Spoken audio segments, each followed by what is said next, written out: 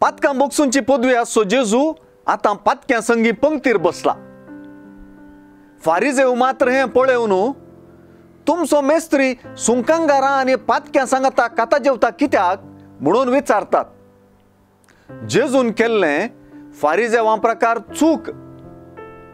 एके रितीन पळयल्यार तांचें चिंतप त्या काळाच्या चिंतपा प्रकार सारकेंच. परगट पातकी म्हूण ओलायलेल्या सांगाता सुंकागारां आनी पातक्यां सांगाता बुरसूंचें एका मेस्त्रीक सोब दिना. जेजू मात्र आपणे पातक्यां संगी बुरसूंचें भोव समजीकायेन आनी कळीत आसुनूच करता मात्र न्हय, आपूण आयिल्लो उद्देशच ह्या मुखांतर स्पश्ट करता. जेजून फारिजेवांक जाप जावन सांगलेल्यो गजाली भोव गुंडायेच्यो. जेजून होजेया प्रवादीची म्हाका जाय दया न्हय बलिदान म्हणलीं उतरां आपल्या मिसावाक लागू केली.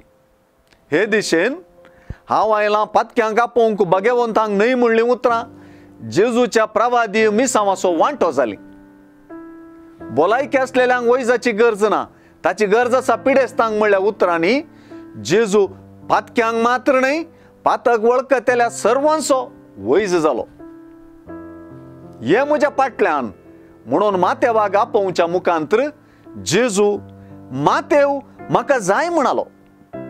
मातेवाक आपलो आपोस्तल कर्ण घेतलो. मातेवाक आपल्या भलायकी दिवच्या नव्या मिसावाक जेजून विसलें.